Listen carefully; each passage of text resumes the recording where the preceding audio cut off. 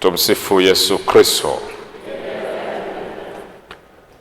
Ni siku nyingine tena ambayo tunamshukuru Mungu kwa nafasi njema ambayo ametupa ya kuweza kumsikiliza, kumwomba na kumwabudu yeye ambaye ametupa kibali hiki cha kusimama mbele yake siku hii ya leo. Na tunaendelea kumwomba aendelee kutubariki, kutulinda na kutuangazia Roho wake Mtakatifu ili tuweze kuishi kadiri ya mapenzi yake matukufu. Tunaendelea na majiundo yetu ya kiroho ambayo tulianza siku ya Jumapili, na leo ikiwa ni siku ya 4. Siku zimekuwa chache, lakini basi tutakuwa tunapeana mwanga alafu tunaendelea mbele.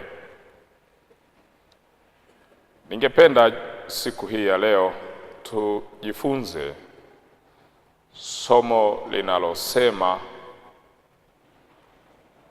uwe system ya Mungu. Uwe system ya Mungu. Kama huwezi kuandika neno system, unaweza kuandika mfumo. Uwe mfumo wa Mungu. Uwe mfumo wa Mungu. Uwe mfumo wa Mungu. Uwe system ya Mungu. Kuna aina ya watu ambao ni mifumo. Walichobeba ni cha kimfumo. Na kuna aina ya watu ambao sio mfumo pia. Hawa watu ambao ni mifumo au watu ambao ni mifumo, Mungu amewatengeneza ili watengeneze mifumo ya kudumu duniani. Kwa mfano unavyoliona kanisa Katoliki, kanisa Katoliki sio mtu. Na ndio maana leo inaweza katokea ukawaua maaskofu wote wa kanisa Katoliki duniani, lakini hauwezi ukaliua kanisa Katoliki. Kwa nini? Kanisa Katoliki ni mfumo. Ndio maana hata kama papa leo akifa, shughuli za kanisa hazisimami hata kwa sekunde moja, zinaendelea. Kwa nini? Ule ni mfumo. Sifu Yesu Kristo. Kwa hiyo hauwezi ukamua lese padre ukasema umeua kanisa Katoliki. Hauwezi ukaua askofu ukasema umeua kanisa Katoliki. Hauwezi ukamuua papa ukasema umeua kanisa Katoliki. Kanisa Katoliki ni mfumo. Sasa maana yake ni taasisi. Lazima ufahamu kwamba kuna watu wa aina mbili duniani. Kuna watu ambao wao kama wao ni taasisi, kwa maana walichokibeba kwenye maisha yao ni cha kitaasisi. Kwa hiyo hata vita wanayopitia au majaribu wanayopitia yatakuwa ni yana viwango vya kitaasisi, yana mapigano ya kitaasisi. Kwa hiyo ni bahati mbaya sana, kuna aina ya watu ambao ni taasisi lakini hawajijui kwamba ni taasisi. Kwa hiyo hata wanapopita kwenye mapito wanaona kama wanaonewa, kumbe wanakuwa hawajajua walichokibeba ndicho kinachotafutwa kwenye maisha yao. Kwa hiyo leo tutajifunza kuona watu ambao ni taasisi, aina ya vita wanayokutana nayo, aina ya mazingira wanayoyapitia. Na ukishafahamu kwamba mimi nina kitu cha kitaasisi, lazima ubadilishe hata lifestyle yako iwe ni ya kitaasisi. Kuna wanadamu wenzetu wengi ambao ni taasisi. Kwa mfano Nelson Mandela, pigania uhuru wa taifa la Afrika Kusini, yule alikuwa ni taasisi. Mwalimu Nyerere ni taasisi. Aliyekuwa waziri mkuu wa Kenya Raila Odinga ni taasisi. Na hata sasa hivi tuna kina Dr. Reginald Mengi alikuwa ni taasisi. Unavomzungumzia Bakresa, ile ni taasisi, sio mtu tena kwa level ambayo imefika. Sifa Yesu Kristo. Unavoona wengine wanapitia mapito kadha wa kadha, ni taasisi. Yaani kwa mfano unavyomuona huyu mwanasiasa wa Tanzania ambaye yuko gerezani, yule amebeba kitu cha kitaasisi. Ndio maana yuko happy na chochote anachokipitia. Kwa nini? Anajua alichokibeba. Na mtu aliyebeba neema ya taasisi anapojigundua kwamba sio yeye tena, bali ni kile alichokibeba, huwa yuko tayari kulipa gharama ya aina yoyote anayotakiwa kulipa kwenye maisha yake. Kwa Mungu anapotaka kumtengeneza mtu kuwa taasisi, lazima kwanza ampitishe kwenye viwango vya kitaasisi, ndipo amruhusu kukitoa kile cha kitaasisi alichokibeba kwenye maisha yake. Ni bahati mbaya sana ambao wamebeba vitu vya kitaasisi wakati mwingine wakaomba kuonewa huruma. Hautakiwi kabisa. Once ukigundua kwamba nilichokibeba ni cha kitaasisi, hautakiwi hata kuomba huruma. Unatakiwa kulipa hiyo gharama mpaka senti ya mwisho, ili Mungu ajidhihirishe kupitia wewe. Na siku zote watu ambao wamebeba vitu vya taasisi ndio wale watu ambao wameacha alama nzuri sana duniani na inayokumbukwa mpaka leo. Kwa hiyo unapomwomba Mungu kuwa mkuu, lazima pia ujue kwamba kuna gharama za kulipa ili kufika level ambayo unataka kufika. Hatima inaweza ikawa inatamani kufika, lakini mazingira ya nje au mwili ukawa unakuletea hali fulani ya hofu kwamba itawezekana au haitawezekana.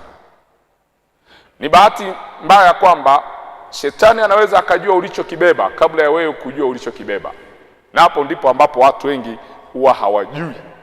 Lakini adui anakuwa ameona alichokibeba muhusika, kwa hiyo anakuwa anashambulia kile kilichobebwa ndani ya huyo muhusika mwenyewe.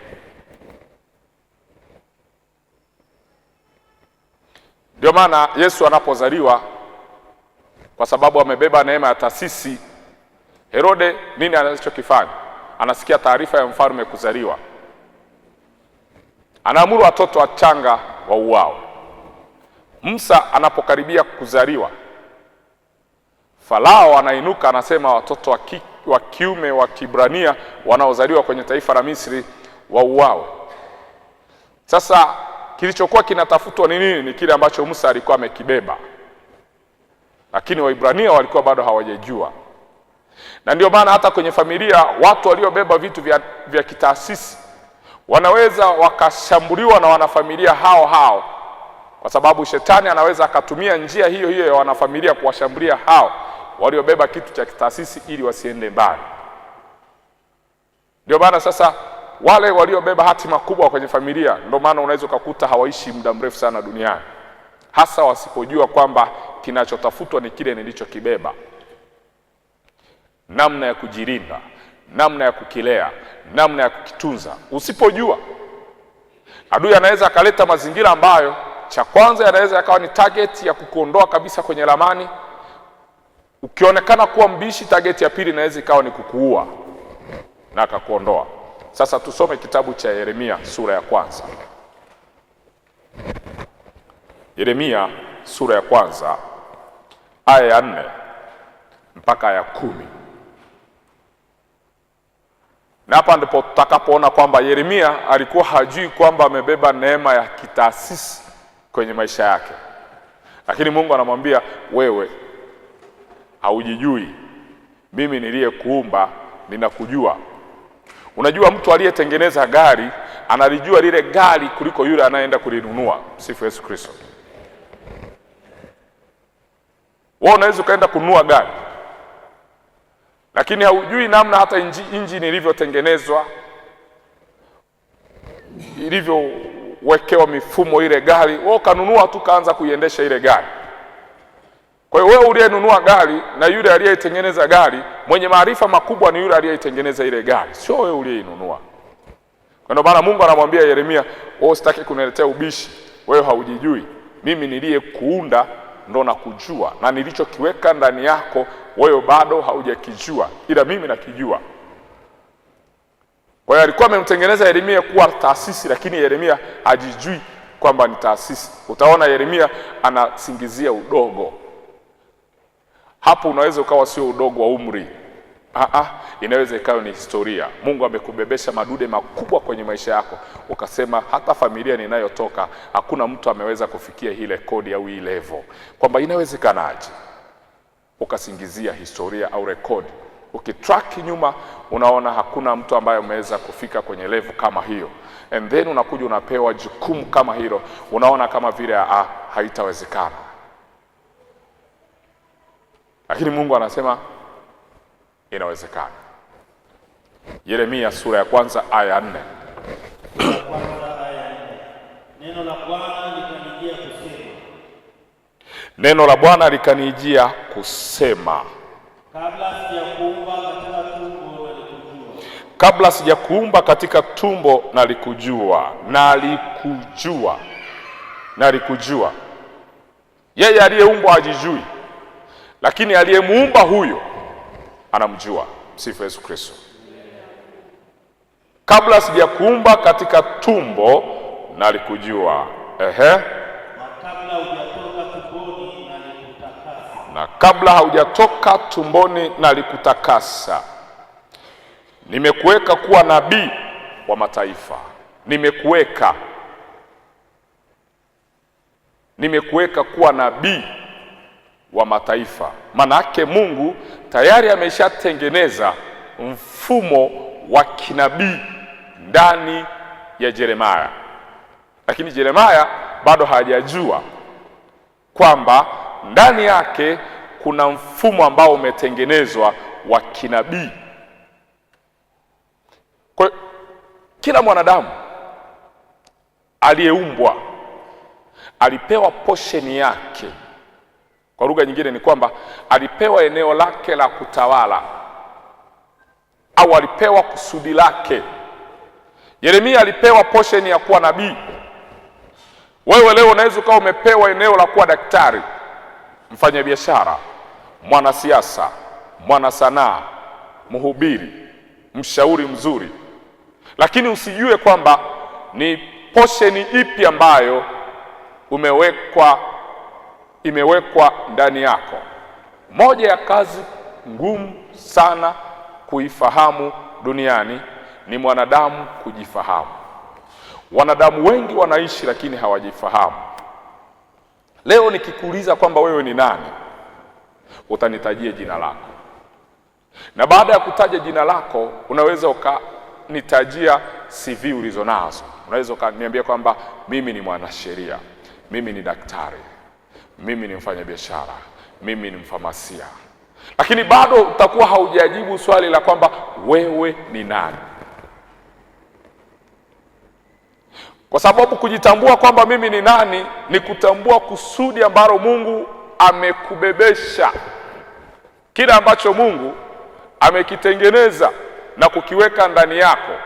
Unapokigundua, hapo ndipo unapojitambua kwamba wewe ni nani. Ndio maana kuna watu ambao wanaondoka duniani wakiwa bado hawajafahamu na kutambua makusudi yao, ingawa kwa macho ya kibinadamu na kwa macho yao wanaonekana kwamba wamefanikiwa. Unaweza ukafanikiwa lakini bado ukawa umefanikiwa nje ya kusudi lako. Ishara ya kufanikiwa kimwili sio ishara inayothibitisha kwamba huyu mtu anaishi kwenye kusudi lake. Ndio pale sasa unaweza ukakuta kwamba mtu amefika kwenye level kubwa sana ya kifedha au ya kiuchumi, lakini stili akawa anahisi kwamba kwenye moyo wake kuna kitu kinamisi. Manake ni kwamba hakwenda straight kwenye ile kusudi ambalo Mungu alikusudia huyo mwanadamu aweze kuishi. Kwa lugha nyingine ni kwamba hakuingia kwenye ule mfumo ambao Mungu alitaka huyo mwanadamu aingie.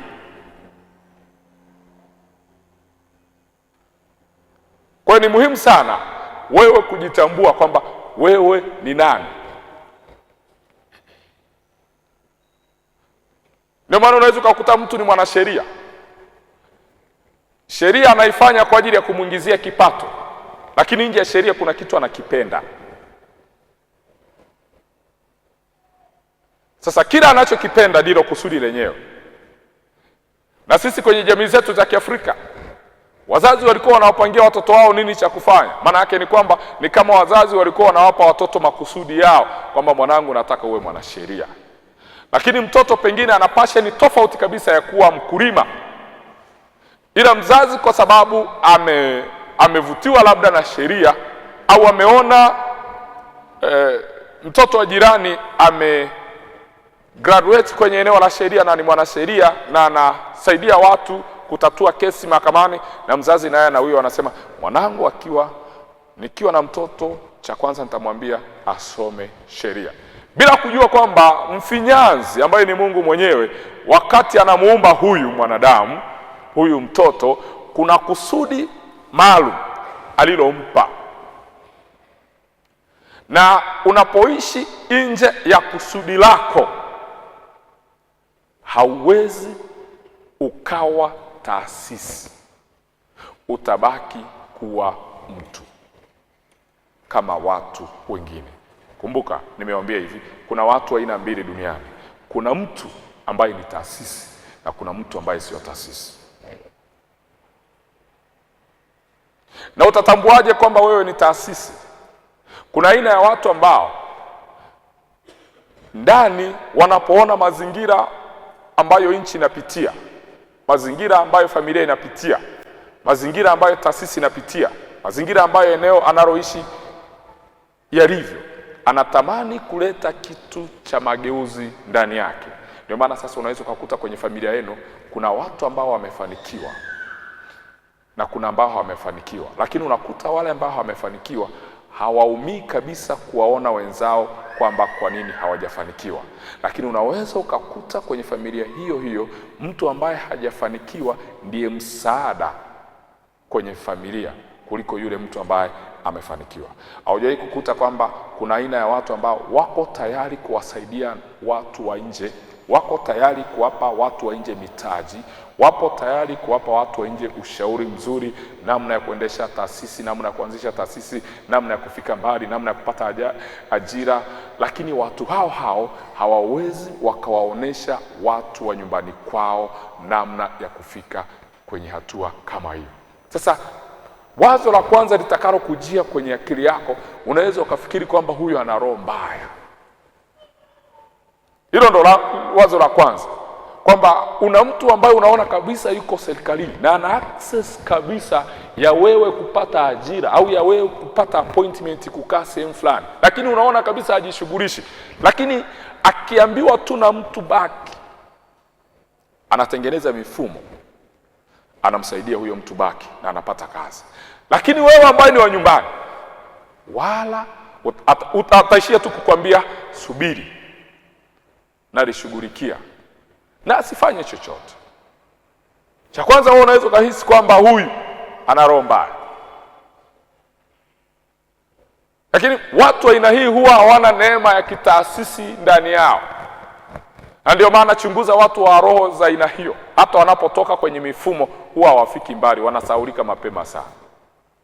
Lakini kuna mtu ambaye anaweza akawa hana hiki wala kile, lakini anaweza akacoordinate mambo yakaenda vizuri sana. Hao watu huwa hawasahauliki kwenye mioyo ya walio wengi. Sasa hao wakati mwingine hata kama hawana cha kuofa kwenye jamii, kwenye familia, mazingira tu bado ndo yanawasumbua. Hao watu ndani yake huwa Mungu ameweka neema ya kitaasisi ndani yao. Sasa mwanadamu yeyote anapoumbwa tu, Mungu anaambatanisha kusudi la huyo mtu ndani yake. Yaani mwanadamu yeyote anapoumbwa anapewa barua ya kusudi. Kama wewe unapokuwa umepata ajira, lazima uende na barua yako ya ajira kwa mwajiri wako ili aweze kukupokea na kukuassign kwamba yes, tunakupokea kama mtumishi. Kwa hiyo mwanadamu yeyote anapoumbwa, Mungu anamwambatanisha na barua kwamba unaenda duniani, lakini kusudi lako la kwenda duniani ni kwenda kufanya A, B, C, D. Mungu anakupa hicho kitu.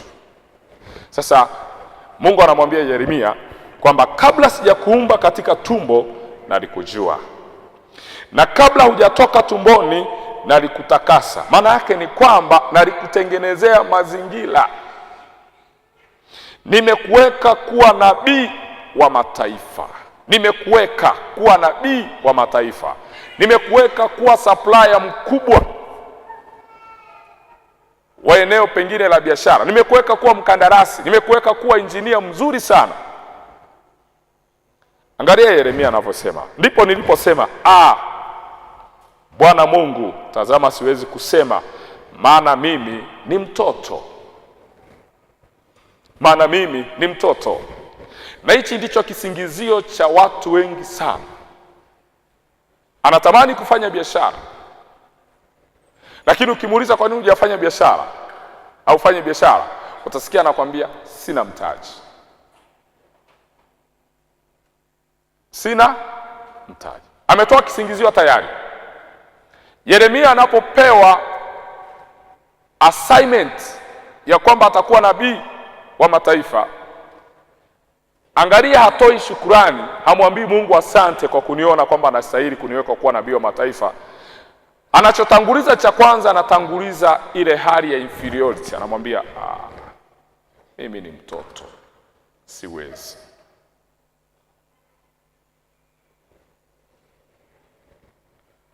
Na Mungu alikuwa anajua kwamba ndio, anajua wewe ni mtoto. Ndio hivyo Mungu anaweza akawa anajua unachokipitia kwenye maisha yako, lakini siri akakupa assignment kwamba pamoja na kwamba rekodi yako kwenye maisha sio nzuri sana kwenye macho ya kibinadamu, lakini kwangu hiyo rekodi bado naweza nikaitumia kwa manufaa ya kizazi kilichopo kama reference. Lakini wewe rekodi yako inaweza ikakushtua kwamba leo nikiinuka itakuwaje. Lakini Mungu anataka atumie udhaifu wako huo ili kuleta anachokitaka kwenye jamii au kwa watu wake. Unajua kuna tukio unaweza ukakutana nalo kwenye maisha. Lile tukio likawa si tu kwa ajili yako, likawa ni kwa ajili ya wengine. Hasa pale utakapokubaliana nalo, linaweza likageuka kuwa msaada kwa wengine, kwamba umepitia hiki, lakini hata mimi nilipitia hiki. Mnamfahamu mwanamama mmoja anaitwa Oprah Winfrey, Marekani. Akiwa na miaka 14 alibakwa.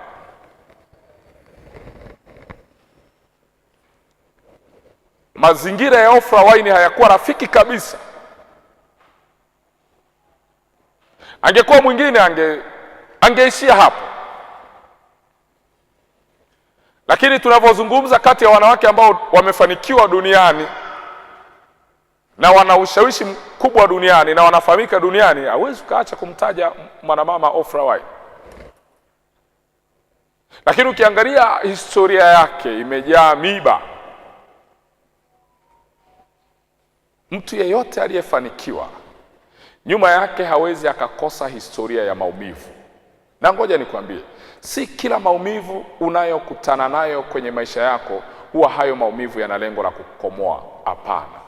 Kuna aina ya maumivu ambayo huwa lengo lake ni moja tu, kukupandisha kwenye viwango ambavyo Mungu anataka akutumie vizuri. Kuna aina ya maumivu yanaweza yakaja kwenye maisha yako kama funzo la kukufundisha, kama funzo la kukupeleka kwenye hatua ambazo usingefika kama usingelipa hayo maumivu uliyopata. Sababu gani? Hakuna mafanikio ambayo hayana gharama. Mafanikio yoyote yaliyodumu kwa muda mrefu ni mafanikio yaliyotokana na maumivu. Wote waliosimama vizuri kwenye maeneo mbalimbali ya kisiasa, ya kiroho, ya kibiashara, ya kiuchumi ni watu ambao nyuma kuna maumivu. Nyuma kuna gharama nyingine ambayo wameilipa. Wengi huwa tunakimbilia kuona matokeo ya waliofanikiwa, lakini nyuma ya haya matokeo hatujui walichokipitia hao ambao wamefika kwenye hiyo level. Kwa hiyo wakati mwingine mtu yeyote ambaye amefanikiwa huwa anapita kwenye darasa la maumivu.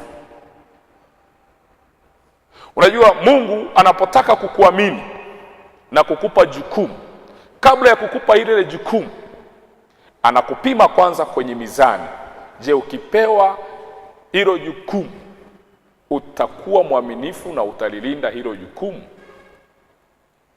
Kwa sababu kuna aina ya maumivu mengine ambayo unayapitia kwenye maisha yako, ili leo na kesho utakapokutana na mtu usimwongezee maumivu, bali uwe daraja la kumsaidia huyo mtu kufikia hatima yake. Kwa hiyo Yeremia anaambiwa kwamba nataka uwe nabii wa mataifa. Yeremia anatoa changamoto. Angalia aya ya 7, Mungu anavyomwambia, lakini Bwana akaniambia, usiseme mimi ni mtoto. Usiseme mimi ni mtoto. Naomba niwafundishe hapa jambo hili. Hii ni kanuni mojawapo ambayo ukijua kuitumia kwenye maisha yako itakusaidia sana. Nyakati zozote unazozipitia kwenye maisha yako, hasa nyakati ngumu, usiziumbe kuwa nyakati ngumu. Kwa mfano, kuna aina ya watu ambao wanapopita kwenye changamoto wanajilebo. Utasikia anasema mimi nina matatizo, mimi nina shida, mimi nina mahangaiko. Neno zuri unaloweza kulitumia kwenye maisha yako ni changamoto. Mimi kwenye maisha yangu hauwezi ukanisikia nikikwambia nina shida, hauwezi ukanisikia nikikwambia nina matatizo. Neno zuri ambalo huwa nalitumia siku zote kwenye maisha yangu, napokuwa napita kwenye changamoto, huwa natumia neno changamoto, kwamba kuna aina fulani ya changamoto unaipitia. Kwa nini? Changamoto ni neno ambalo linatatulika. Shida, matatizo hayatatuliki. Kumbuka, kila neno unalolitamka kwenye maisha yako kuna kitu linaumba. Mungu anamkataza, cha kwanza kabisa anamwambia tumie kinywa chako vizuri.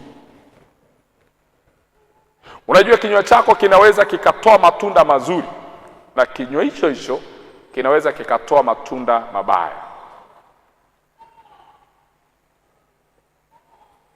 Na kila neno unalotamka kwenye maisha yako kuna kitu linaumba. Kuna kitu linaumba. Sasa ukijua kutumia maneno vizuri, kuna vitu fulani utaumba ambavyo vitakusaidia na ambavyo pia vitakuumiza. Kwa mfano, unaweza ukawa uko kwenye ndoa, mume wako hajawahi kukupiga hata siku hii moja, lakini kila siku anakupiga kwa njia ya maneno.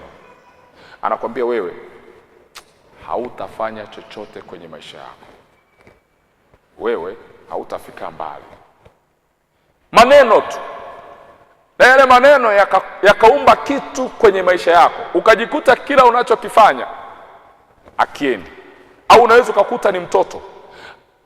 Tafuta mtoto ambaye wazazi wake, huyo mtoto toka akiwa mdogo, wazazi wake wanamwambia wewe hautafika mbali, hauna akili wewe, hauna akili wewe, hauna akili wewe, hauna akili wewe. Alafu tafuta na yule mtoto ambaye wazazi wake kila wakati wanamwambia mwanangu unaweza, mwanangu una akili, mwanangu utafika mbali.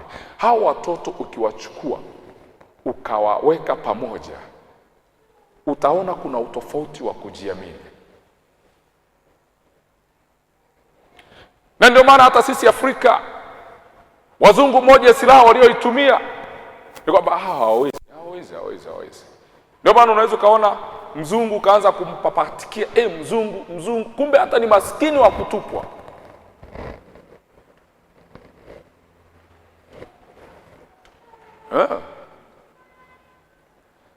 Lakini umeona tu ngozi nyeupe ukasema ana hela. Kumbe huwa wengine mpaka wanaomba nauli.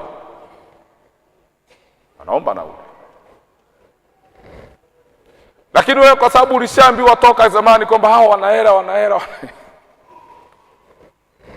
Kumbe wengine ni choka mbaya. Maneno. Ndio maana Mungu anamzuia Yeremia, anamwambia wewe tumia kinywa chako vizuri, kwa sababu kinywa hichi ndo nina kazi nacho siku za usoni.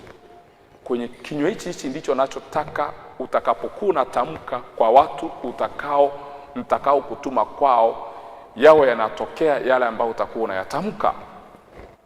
Kwa hiyo ni kama Mungu anaanza kumwandaa mapema kwamba Yeremia, hichi kinywa chako kimeandaliwa tu kwa ajili ya kutamka matamko ya ushindi, sio udhaifu. Kwa hiyo ndio maana Mungu anasema usiseme. Usifanye nini? Usiseme. Yes. Lakini Bwana kaniambia usiseme mimi ni mtoto, maana utakwenda kwa kila mtu nitakaye kutuma kwake, nawe utasema kila neno nitakalo kuamuru. Umeona sasa? Bia Yeremia, be careful. Usianze kujidogosha hapa. Usianze kujiona dhaifu. Hivi wewe kwenye maisha yako, wewe ukikaa, wewe unajitamkia nini? Unapokuwa huna pesa, wewe unatamka nini? Unapokuwa unapitia changamoto, wewe unatamka nini? Unajua, unaweza ukawa unakula matunda ya maneno yako.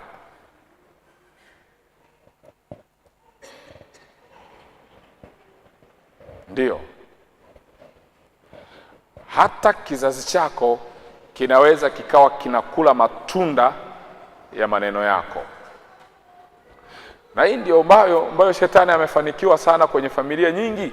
Alibahatika kuwainua baadhi ya wazazi, baadhi ya ndugu walioinuka na kutamka maneno magumu kwenye familia zao, kwa watoto wao, kwa ndugu zao, hata kwenye safari zao za mafanikio. Unashangaa mtu ameanzisha project, anasema sijui kama nitafika.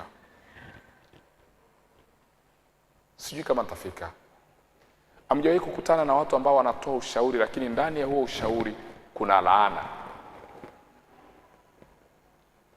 kuna mazuio. Anaanza vizuri, lakini katikati utasikia neno lakini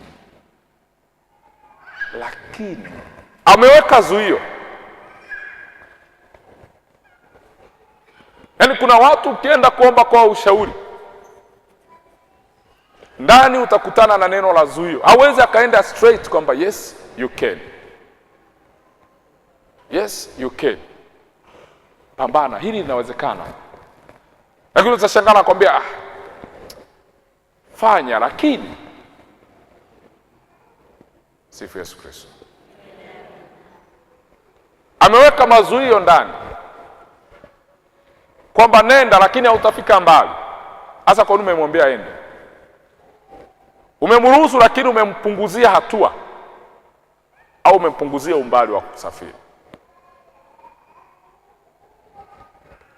Mungu anamwambia Yeremia, wewe dogo, usiseme hivyo.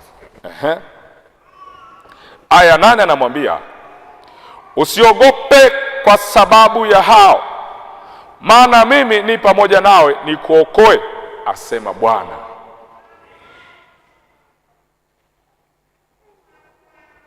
Neno usiogope limeandikwa mara 365 kwenye Biblia. Maana yake ni nini? Kila siku iendayo kwa Mungu unapoamka, Mungu anakuwa amekuwekea neno usiogope mlangoni. Mungu anakuwa amekuwekea neno usiogope kazini. Mungu anakuwa amekuwekea neno usiogope kwenye biashara. Mungu anakuwa amekuwekea neno usiogope kwenye ndoa yako. Mungu anakuwa amekuwekea neno usiogope kwenye afya yako. Mungu anakuwa amekuwekea neno usiogope kwenye changamoto yako. Mungu anakuwa amekuwekea neno usiogope kwenye majaribu yako. Kwamba kila siku Mungu ameweka neno usiogope. Kwa nini ameweka neno hili? Anajua kabisa kwamba kuna wakatisha tamaa wengi sana duniani. Anajua kabisa kwamba kuna mazingira ambayo unaweza ukakutana nayo, akili inatamani, roho inatamani, lakini mwili unazuia. Mungu anakuambia usiogope mwanangu. Amekuwekea hili neno kwenye hilo wazo jema ulilo nalo. Una wazo la kuanzisha kampuni, taasisi.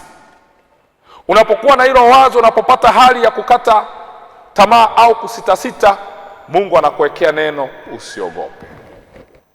Ndio maana anamwambia Yeremia, mwanangu usiogope, mimi ni pamoja nawe. Najua haitakuwa rahisi, najua mazingira hayatakuwa rahisi, najua watu wanaweza wasikupokee kwa urahisi, lakini usiogope, mimi ni pamoja nawe. Anamwambia usiogope.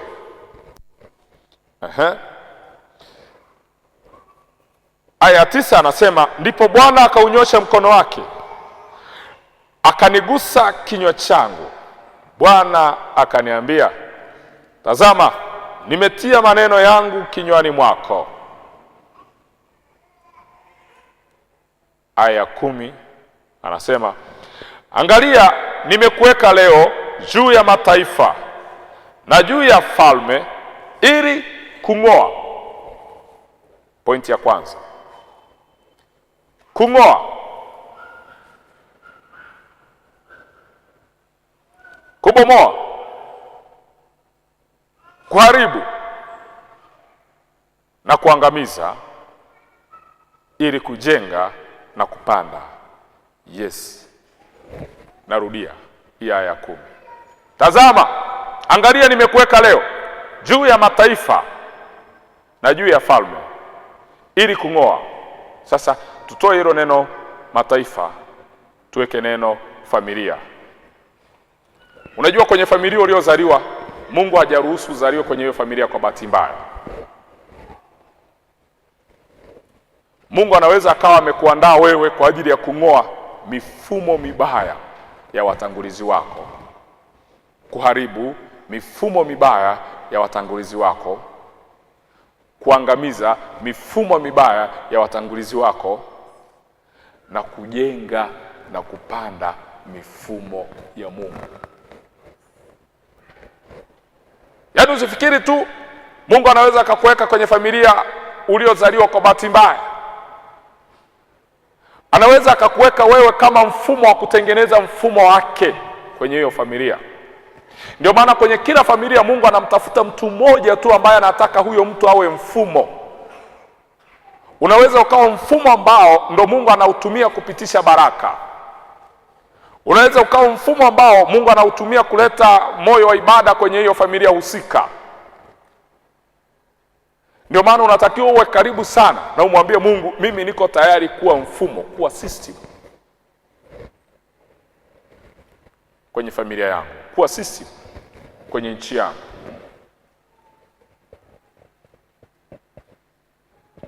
Kuwa mlinzi kwenye nchi yangu. Siku moja nikiwa kwenye nchi fulani nikakutana na Mtanzania mmoja. Alikuwa ametumwa na nchi. Ni wale mascout ambao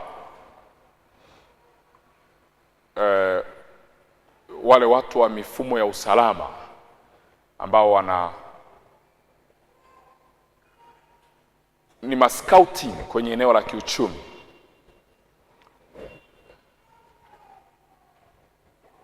Unaposikia labda Marekani inakuja kuwekeza Tanzania,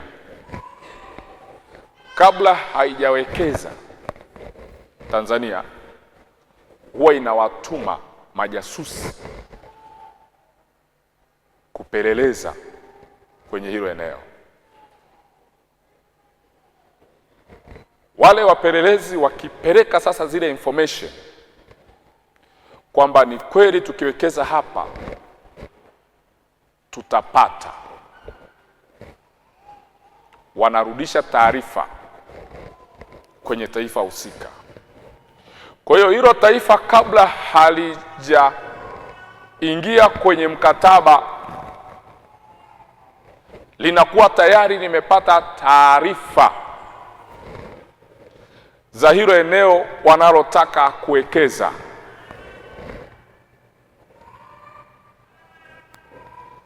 Sasa Mungu anapotaka kuwekeza kwenye familia yoyote, kwenye eneo lolote la kiibada, la kiukuu, la kiuchumi, huwa anaandaa scouting wake, ambayo huyo scouting wake anaweza asimtoe, na ni kwamba hamtoi nje ya hiyo familia husika, anamtoa ndani ya familia husika. Sasa huyu ambaye ni scouting wake anamtengeneza kama mfumo. Sasa anamwambia, ng'oa huu mfumo, weka huu mfumo, haribu huu mfumo, weka huu mfumo, alafu tengeneza.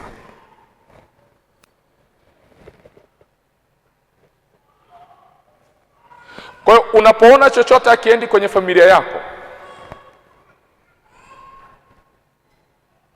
huo ni mfumo ambao ulitengenezwa. Hata tabia mbaya ni mfumo. Umaskini ni mfumo. Laana ni mfumo. Baraka ni mfumo. Kwa hiyo Mungu anapoona mfumo wa laana kwenye familia fulani, anatafuta mtu atakayeleta mfumo wa baraka kwenye familia fulani. Hasa huyu ambaye amebeba hiyo baraka ndo anakuja kung'oa, kuharibu na kuangamiza ule mfumo wa laana na njia zake, alafu anajenga, anapanda mfumo wa baraka kwenye familia husika. Na hakuna vita mbaya kama vita ya kimfumo, na siku zote shetani anapambana kimfumo.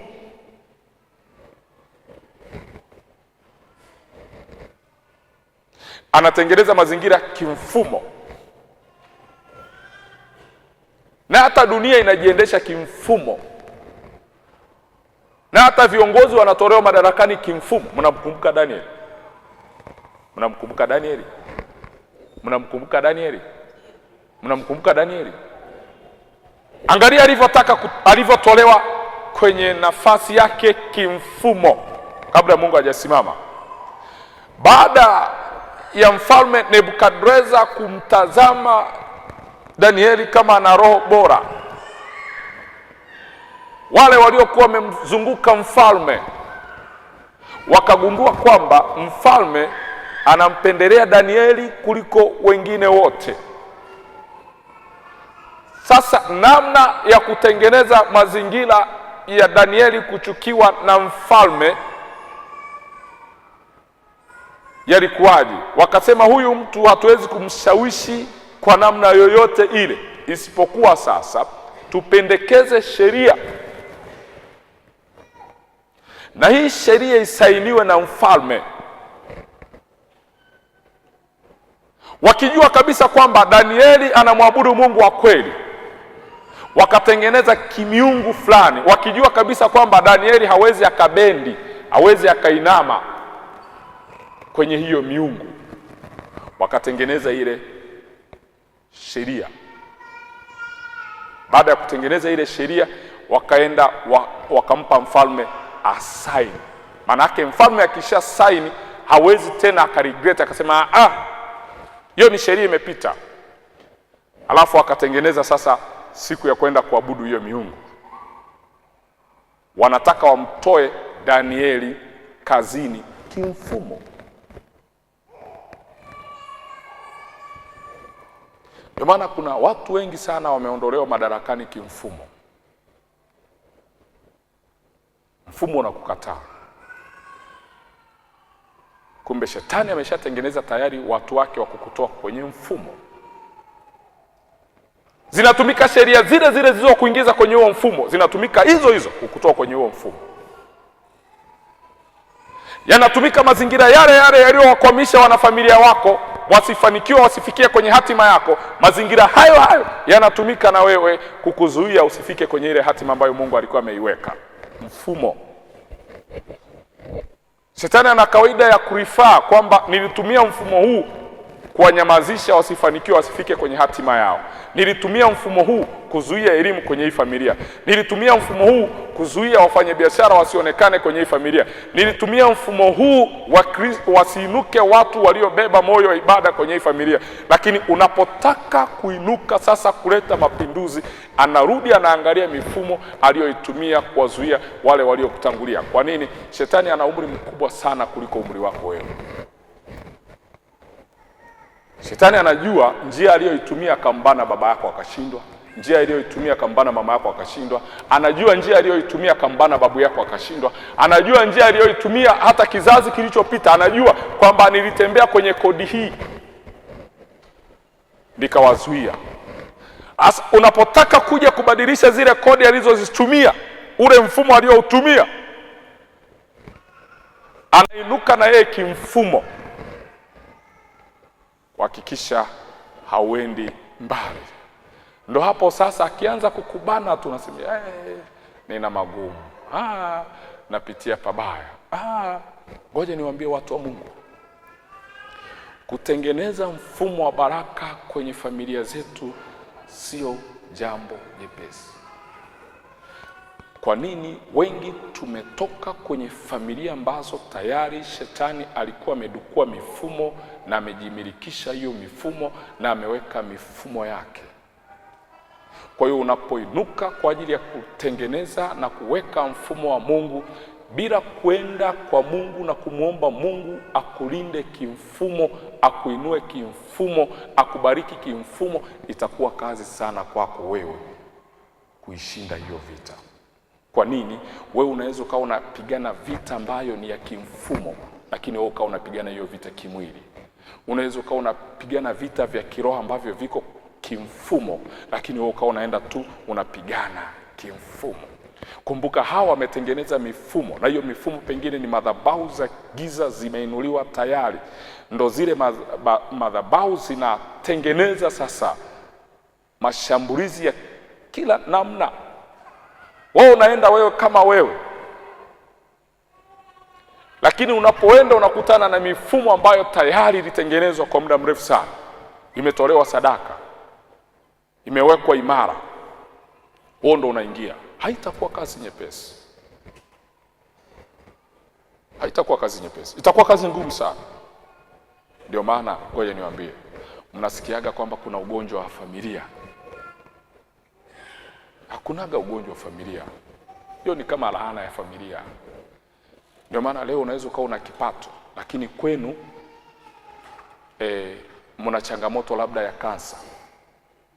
Ili shetani akuzuie usiendelee, anaweza akarudi kwenye rekodi ya familia yako akaangalia hii familia huwa wana ugonjwa gani, na umezaliwa kwenye hiyo familia na umeona watu shangazi, baba, nani wakifa kwenye huo ugonjwa, akauleta ugonjwa ule kwako. Akiuleta anajua kabisa hautashtuka, kwa sababu unajua baba alifariki kwa ugonjwa, mama alifariki kwa ugonjwa, shangazi ana ugonjwa. Kwa hiyo utasema ni ugonjwa wa kurithi.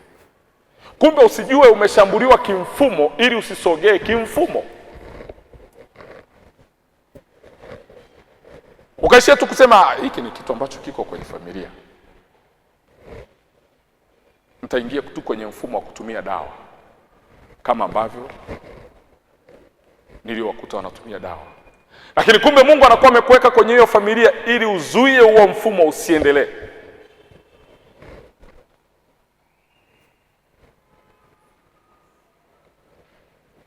Kwa hiyo kama Mungu ameweka neema ya kuwa mfumo, ya kuwa system ya Mungu, ishi kisystem. Ishi, sikae kizembe braza. Hapa ni mjini hapa. Sikae kizembe kabisa. Ishi kimfumo. Baraka ni mfumo. Ni mfumo unaotengenezwa. Na laana ni hivyo hivyo mfumo. Uje kukutana na familia ambayo wanajitihada sana lakini hawazai matunda. Lakini kuna familia ambayo wakigusa tu kidogo vitu vinatiki. Mfumo.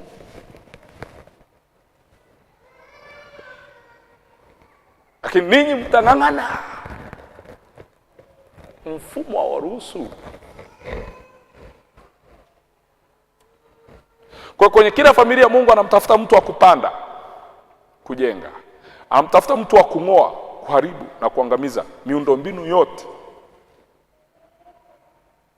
Alafu ajenge miundombinu ya Mungu ya kiroho, kiuchumi, kifamilia na kihatima. Kuna watu hapa ni waanzilishi wazuri sana wa vitu vikubwa, lakini sio waendelezaji.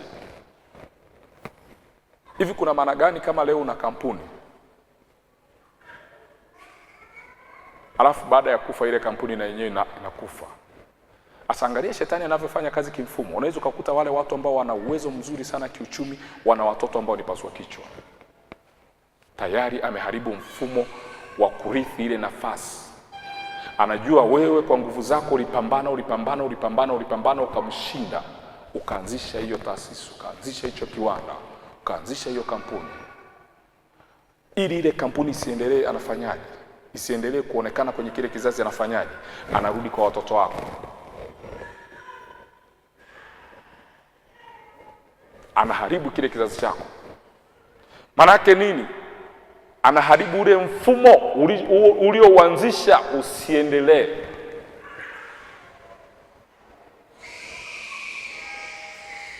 Una taasisi umeianzisha, umelipa gharama, umeitengeneza vizuri, lakini kila ukiangalia una watoto watatu, kila ukiangalia hauoni wa kumpa ile nafasi. Kwa sababu saa nyingine wakati unatengeneza hiyo taasisi ulifikiri kwamba pengine unatengeneza kwa jitihada zako. Lazima chochote unachokiandaa kwenye maisha yako wewe unatengeneza pia mrithi wa kukaa kwenye hicho ulichokiandaa. Tengeneza mfumo. Ndio maana sio rahisi familia za kifalme kufilisika. Kwa nini? Ule ni mfumo. Sio rahisi familia za kifalme kuwa maskini. Kwa nini? Ni mfumo ambao umetengenezwa. Watu wanaingia tu kwenye kodi, pap pap pap pap, wanakuta vitu vimenyoka. Sisi sasa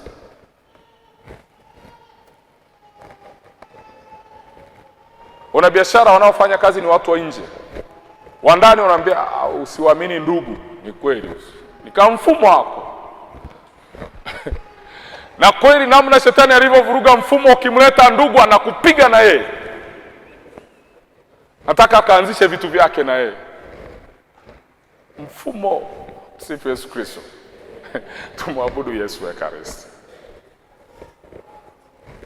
Tumwabudu Yesu Ekaristi.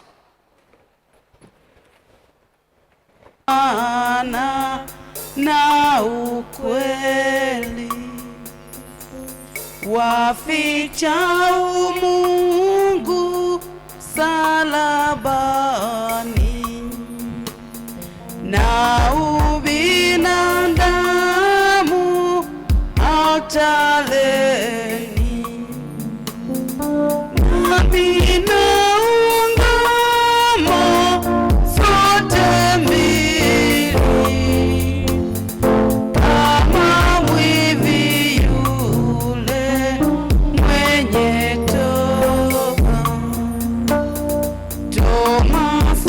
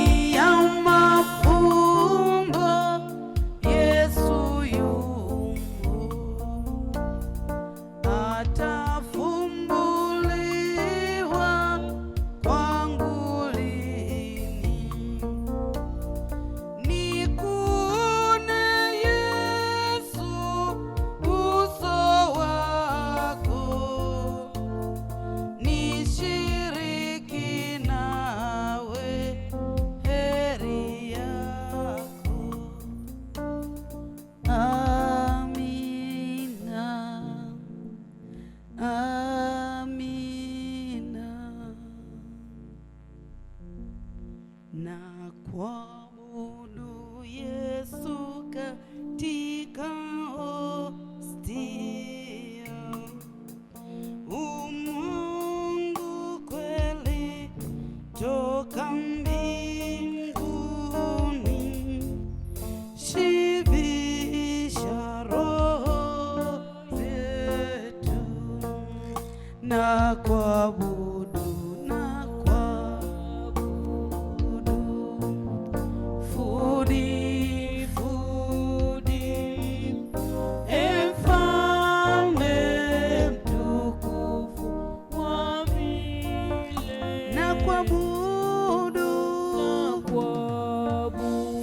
Fudi mfalme, fudi ye mfalme mtukufu wa milele. Kwa mapendo Yesu waweka hostia,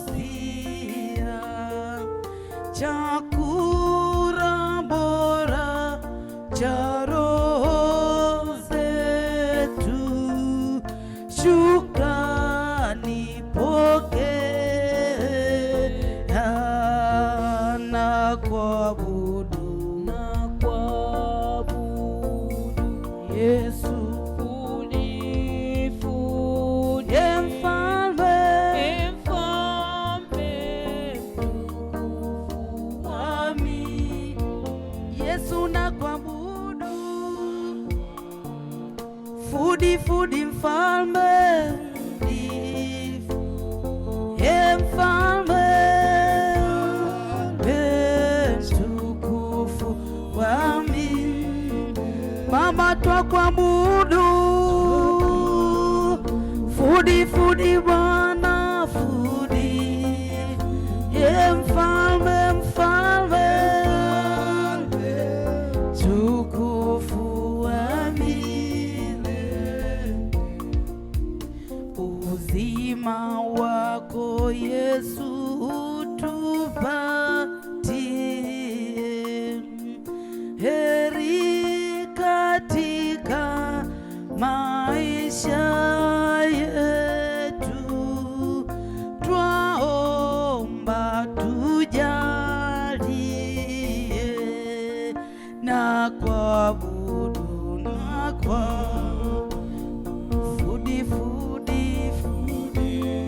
fudi ye mfalme mtukufu wa milele. Baba twakuabudu. Fudi Bwana, fudi ye mfalme mtukufu wa milele. Ye mfalme mtukufu wa milele. Ye mfalme mtukufu wa milele. Ye mfalme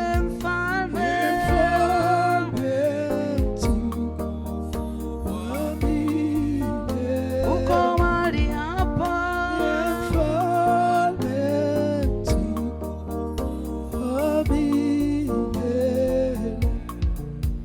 na mbinguni tutaimba haleluya, kisha maliza maisha yetu milele. Haleluya na kuabudu. Fudi ye mfalme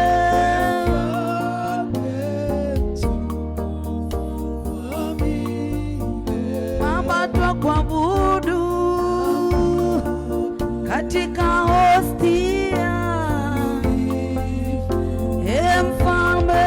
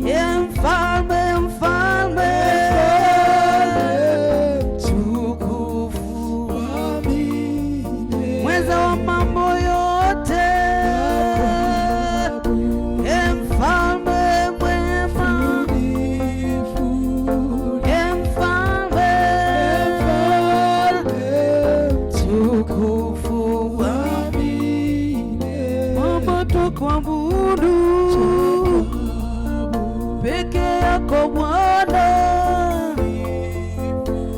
mfalme, mfalme,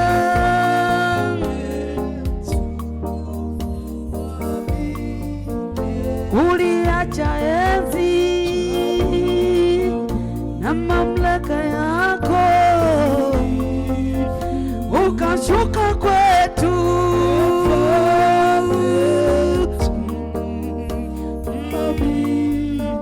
Baba twakuabudu peke yako mfalme, mfalme, mfalme,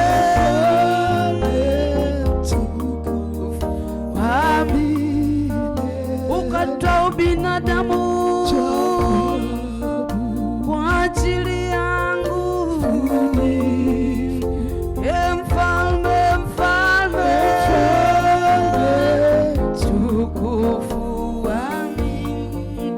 Yesu nakuabudu katika hostia,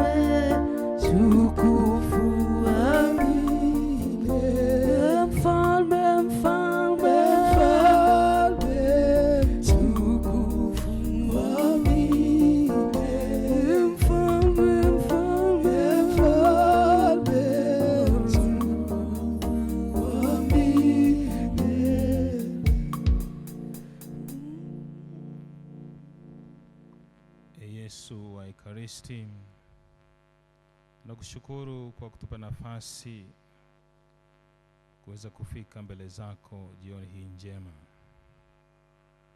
Wewe mwenyewe ulipoandamana na wanafunzi katika safari ya Emau, uliwaeleza neno lako liliowasha moto. Kulipokuwa giza linakaribia, walikusihi sana ukae pamoja nao. Yesu wa Ekaristi, ukakubali mwito huo wa kukaa pamoja nao. Hapo ndipo ulipomega mkate na macho yao yakafunguka. Tumekuja mbele zako kukaa pamoja nawe, ili hata nasi katika maisha yetu, mioyo yetu na macho yetu ya imani akaweza kufunguka, ili kuona upendo wako mkubwa uliotupenda pale msalabani. Ulipomwaga damu pale msalabani. Tunashukuru Yesu wa Ekaristi kwa mapendo hayo makubwa. Kaa nasi Bwana, giza linakaribia.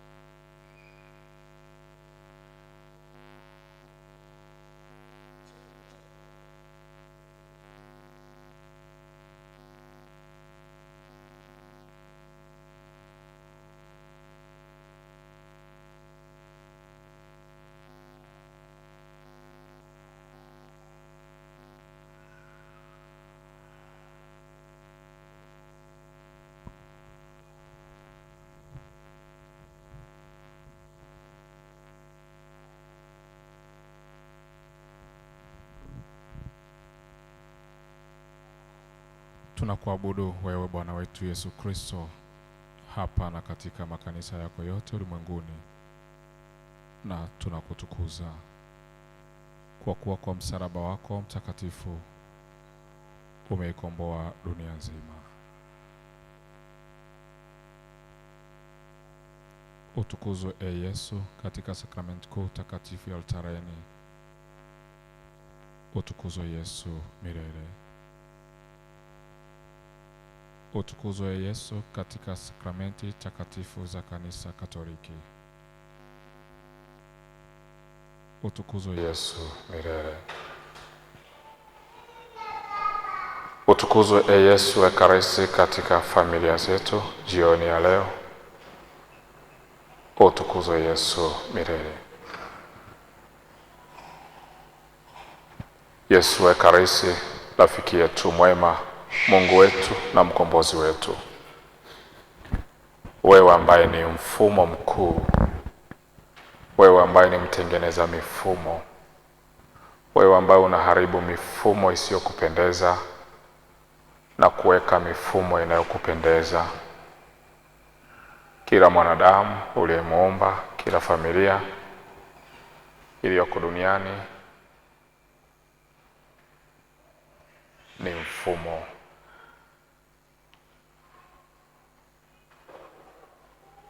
Pengine tumenyanyaswa na mifumo kandamizi ya yule mwovu Shetani. Tumeiacha mifumo yako ya baraka, mifumo yako ya utakatifu, mifumo yako ya umiliki, mifumo yako ya utawala, mifumo yako ya utiisho. Na sasa kwenye familia zetu tunakabiliwa na mifumo ya laana, kutokuelewana, magomvi, kutokuanzisha vitu vikasogea, mifumo ya mauti mbalimbali, mifumo ya uharibifu, mifumo ya mateso, mifumo ya upagani, mifumo ya ukosefu wa maadili. Tuko mbele yako jioni hii Yesu Ekaristi, kuomba msaada wako na mfumo wako wa kiekaristi na mfumo wako wa kiungu, mfumo wako wa baraka, mfumo wako wa mamlaka, mfumo wako wa utawala, mfumo wako wa msamaha, mfumo wako wa huruma uwe juu yetu na juu ya familia zetu. Shetani kupitia mifumo yake mbalimbali ametunyanyasha vya kutosha. Ametumia mazingira, ametumia watu, ametumia hali, ametumia nyakati, ametumia mapito kama mifumo ya kutuangamiza, ya kuturudisha nyuma na ya kututenga na upendo wako. Jioni hii Yesu Ekaristi, rafiki yetu, Mungu wetu na mkombozi wetu, uwe radhi kusikia maombi yetu tunayokutolea mbele yako. Yesu Ekaristi, ulimuuliza Mtakatifu Magdalena wa Paz na Roza wa Rima, wanangu, mungependa niwaweke wapi kwenye ufalme wangu? Nasi jioni hii tungependa kulisikiliza au kusikia ukituuliza, kama ulivyouliza waungama, mabikira, mashahidi na wale wote waliokuwa na mahusiano mazuri na wewe enzi za uhai wao wakiwa hapa kwenye hii sayari ya dunia. Nasi uwe radhi Yesu Ekaristi kupokea maombi yetu tunayokutolea jioni ya leo. Ulimuita Yeremia kwa nyakati zake, ukamweka kuwa nabii wa mataifa, ukamweka kuwa mtengenezaji wa maboma, mtengenezaji wa nyakati za tabia, mazingira, tamaduni zilizokuwa zimeharibika kwa nyakati zake. Ulimwambia Yeremia asiogope. Ulimwambia Yeremia aseme kwamba ni mtoto. Nasi leo ni Yeremia wa familia zetu, ni Yeremia wa nyakati zetu, ni Yeremia wa mazingira yetu. Tunakuomba kama ulivyoonekana kwa Yeremia na maagizo yale yale na kanuni zile zile ulizompa Yeremia, tunaomba nasi jioni ya leo, Yesu Ekaristi, uitike na kuthibitika na kukubali kuitika juu ya kile tunachokuomba jioni hii katika familia zetu na katika maisha yetu ya kila siku. Wapendwa watoto wa Yesu Ekaristi, tulio mbele ya Yesu Ekaristi,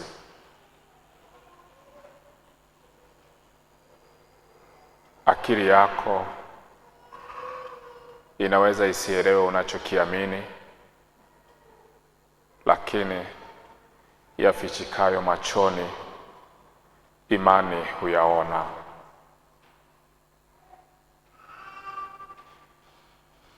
Tuko mbele ya Yesu Ekaristi, imani juu yake iwe kubwa kuliko hofu, mashaka na historia mbaya za maumivu, mikwamo tulizokutana nazo. Na sasa tuwe radhi kumwambia Yesu Ekaristi, niko tayari kuamini na kusikia chochote utakachoniambia jioni ya leo. Na jioni ya leo tunapoenda kumwomba Yesu Ekaristi, tunaomba yeye ambaye ni mtengeneza mifumo atengeneze mifumo yote ambayo shetani alikuwa amejimilikisha kwenye familia zetu, mifumo iliyokuwa imedukuriwa, mifumo mibaya. Alimwambia Yeremia, nimekuweka ili ung'oe, uangamize, uharibu, lakini baada ya kufanya hayo yote ujenge na kupanda.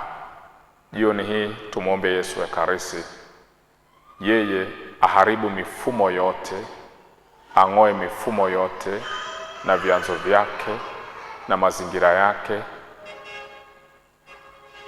na aweze kutuweka huru, abomoe mifumo ya tabia mbaya, mifumo ya upagani, mifumo ya kuizoea dhambi, kuikumbatia dhambi, mifumo ya umaskini, mifumo ya mateso, mifumo ya dhiki, mifumo ya aina yoyote ambayo shetani alikuwa ameitengeneza na akaipanda kwenye familia, kwenye ukoo, kwenye kazi, kwenye uzao, mahali popote pale.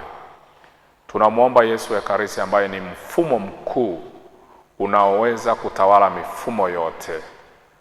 Lakini mpaka tumkaribishe huyu Yesu Ekaristi na tumwambie, Baba, tunaomba mfumo wako uweze kutawala kwenye maisha yangu na kwenye familia yangu. Kumbe siku ya leo maombi tunayoomba kwa Yesu Ekaristi na tunaenda kuomba mbele ya Yesu Ekaristi ni maombi ya kimfumo. Tumruhusu sasa Yesu Ekaristi atutumie sisi wenyewe kuwa mifumo kama alivyomtumia Yeremia kuwa mifumo. Alimwambia Yeremia, chochote utakachokitamka kitakuwa. Tunasimama kama wawakilishi wa familia na asili tunazotoka. Tunasimama kama makuhani wa familia zetu. Kwa njia ya ubatizo tumekuwa makuhani, tumekuwa manabii, tumekuwa na wafalme. Kwa mamlaka hayo hayo ambayo Yesu Ekaristi ametupa, tunaposimama mbele yake kumwomba, tunaomba aweze kuridhia na alete matengenezo ya kiroho, kimwili, kimazingira kwenye familia zetu. Basi tutaenda kusali mbele ya Yesu wa Ekaristi, maombi ya kimfumo juu ya familia zetu, kuharibu mifumo yote ambayo yule adui ameipanda, ameiweka, amejimilikisha.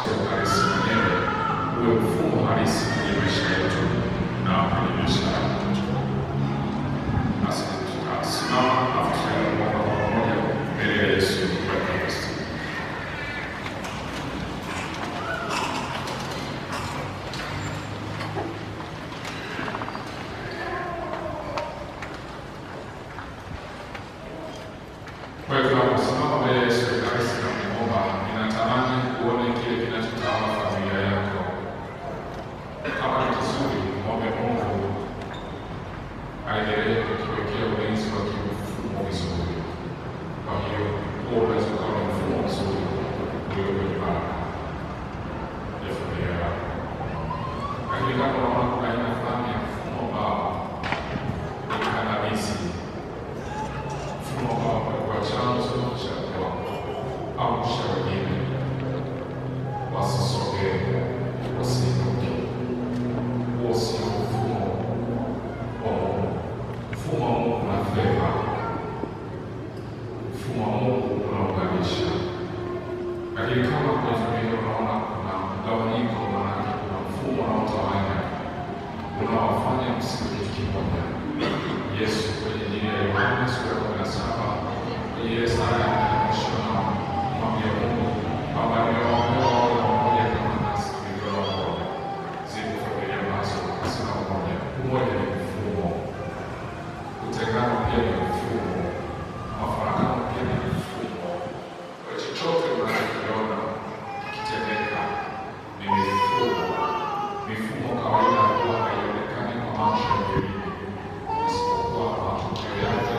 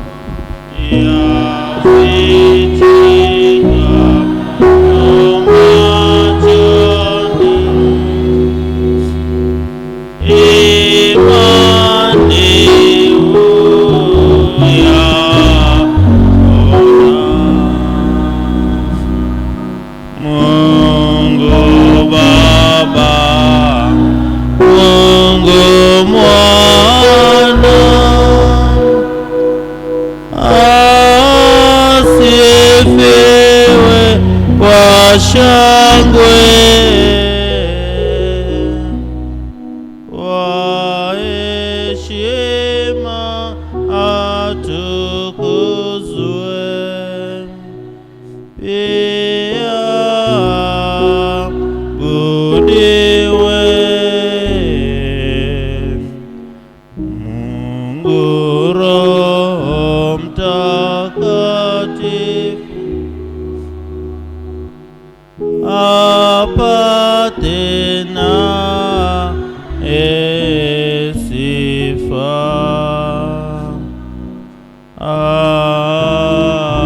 Amina. Umewapa mkate utokao mbinguni, wenye utamu wa kila namna. Tuombe. E Bwana Yesu Kristo, umetuachia sakramenti ya ajabu, ukumbusho wa mateso yako. Basi twakuomba utujalie kuyaheshimu hivi mafumbo matakatifu ya mwili na damu yako, tupate kuona daima ndani yetu mafaa ya wokovu wako, unaishi na kutawala milele na milele.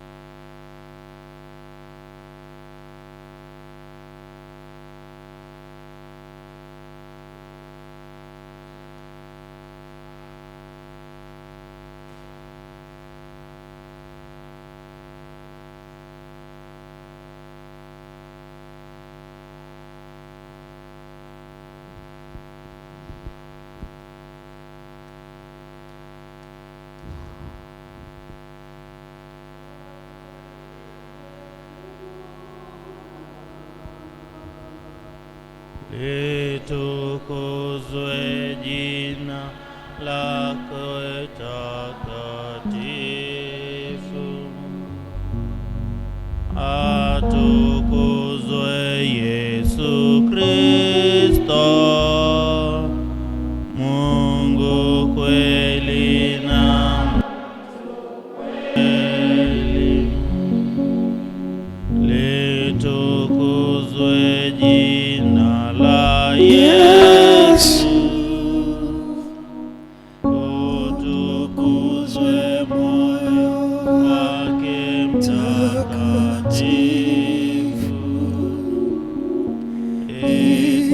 itukuzwe damu yake takatifu,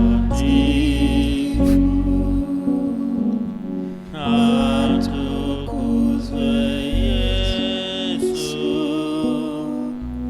katika sakramenti takatifu ya altare, atukuzwe Roho Takatifu mfariji, asifiwe mama wa Mungu, Maria mtakatifu,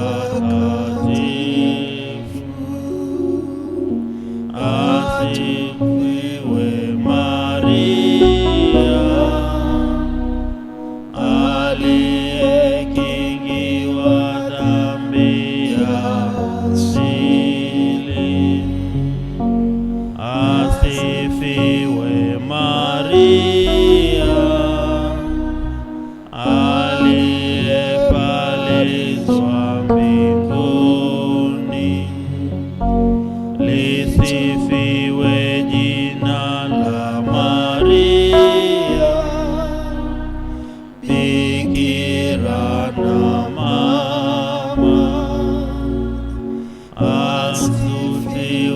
mitakatifu Yosefu,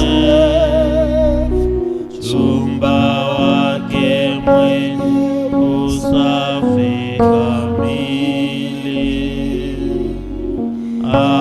Atukuzwe Mungu katika malaika na utakatifu wake. Enyi mataifa yote, msifuni Bwana. Enyi mataifa yote, msifuni, kwa maana huruma yake imethibitishwa juu yetu, na uaminifu wake wadumu milele. Atukuzwe Baba na Mwana